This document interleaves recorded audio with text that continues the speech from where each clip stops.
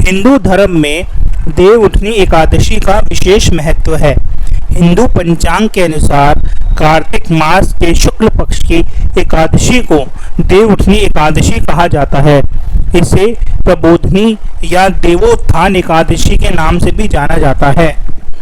इस दिन से सभी मांगलिक कार्य शुरू हो जाते हैं। जैसे शब्द ही बता रहा है, देवो उठनी यानी देवों का उठना। मान्यता के अनुसार इस दिन से श्री विष्णु, जो कि अपनी योग निद्रा में 4 महीनों के लिए चले जाते हैं, वह उठते हैं और उठने के बाद वह सृष्टि का पुनः कार्यभार संभालते हैं।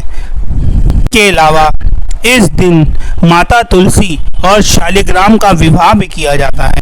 इस दिन देवउठनी एकादशी का व्रत रखा जाता है और इसके अलावा व्रत कथा की जाती है। इस व्रत कथा के पाठ करने से आपको भगवान विष्णु का आशीर्वाद मिलता है। व्रत करने से कोई भी फल दोगुना प्राप्त होता है। अब इस पर आधारित कई व्रत कथाएं मैं आपको बताने वाला हूं। एक राजा के राज्य में सभी लोग एकादशी का व्रत रखते थे। वहीं के प्रजा नौकर चाकरों को लेकर पशुओं तक को एकादशी के दिन अन्न नहीं दिया जाता था। एक दिन किसी दूसरे राज्य का एक व्यक्ति राजा के पास आकर बोला, महाराज कृपा करके मुझे नौकरी पर रख लें। तब राजा ने उसके सामने एक शर्त रखी कि तुम्हें रोज़ खाने को मिलेगा, पर एकादशी वाले दिन कोई अन्न नहीं मिलेगा। उस व्यक्ति ने उस समय हाँ कर ली, पर एकादशी के दिन जब उसे फलाहार का सामान दिया गया तो वह राजा के आगे गिड़गिड़ाने लगा कि मेरा पेट इससे नहीं भरेगा, मैं भूखा मर जाऊंगा, कृपया मुझे अन्न दे दीजिए।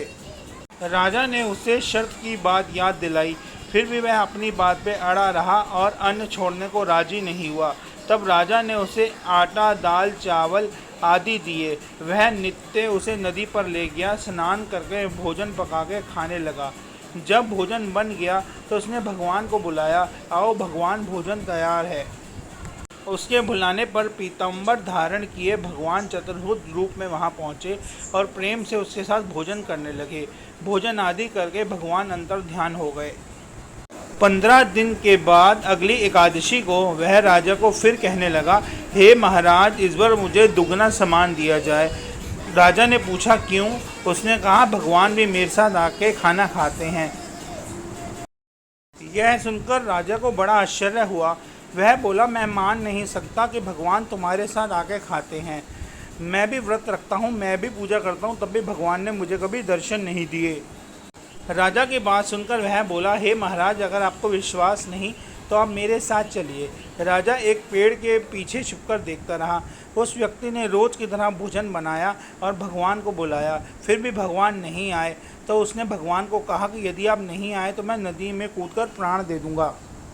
जैसे ही वह नदी में कूदने लगा, भगवान प्रकट हो गए और उसके साथ खाना पीकर वह विमान में बैठकर अपने धाम को चले गए। यह देख राजा ने सोचा कि व्रत उपवास से कोई भी फायदा नहीं है अगर मन शुद्ध ना हो। इससे राजा को ज्ञान मिला। वह भी मन से व्रत उपवास करने लगा और अंत में स्वर्ग को प्राप्त हुआ। एक राजा था, उसके राज्य में प्रजा सुखी थी। एकादशी को कोई भी अन्न नहीं बेचता था, सभी फलाहार करते थे। एक बार भगवान ने राजा की परीक्षा लेनी चाहिए। भगवान ने एक सुंदरी का रूप धारण किया और सड़क पर जा बैठा। तभी राजा उधर से निकला और सुंदरी को देख चकित रह गया। उसने पूछा, हे सुंदरी तुम कौन हो और इस तरह यहाँ क्या कर रही हो? तब सुंदरी स्त्री बने भगवान ने बोला, मैं निराश्रित हूँ, नगर में मेरा कोई जाना पहचाना नहीं है, किससे सहायता मांगूँ? राजा ने उसके रूप पर मोहित होकर बोला, तुम बोलो तुम्हें क्या चाहिए, चाहो तो मेरी रानी बन जाओ। सुंदरी बोली, मैं तुम्हारी बात मानूंगी, पर तुम्हें राज्य का अधिकार मुझे सौंपना होगा। राज्य पर मेरा पूर्ण अधिकार होगा। मैं जो भी बनाऊंगी तुम्हें खाना होगा। राजा उसके रूप पर मोहित था, अतः उसकी सभी शर्तें मान गया। अगले दिन एकादशी थी। रानी ने हुक्म किया कि बाजारों में अन्य दिनों के अनाज बेचा जाए। उसने घर पे मांस, मच्छी आदि पकवान बनाए तथा परोस कर राजा को खाने के लिए कहा। यह देखकर राजा ने बोला, रानी आज एकादशी है, मैं केवल फलाहार करूँगा।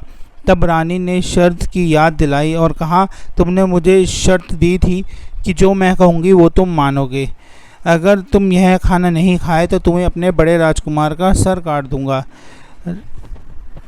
राजा ने अपनी स्थिति बड़ी रानी से कही तो बड़ी रानी बोली, महाराज धर्म ना छोड़े, बड़े राजकुमार का सर दे दें, पुत्र तो फिर मिल जाएगा पर धर्म नहीं मिलेगा।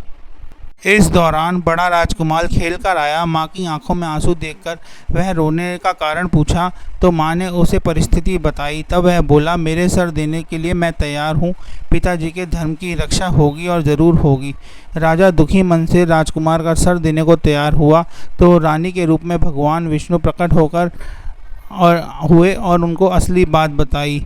राजन, तुम इस कठिन परीक्षा में पास हुए। भगवान ने प्रसन्न मन से राजा को वर मांगने को बोला। राजा ने बोला, आपका दिया हुआ सब कुछ है, आप सब हमका सुधार करें।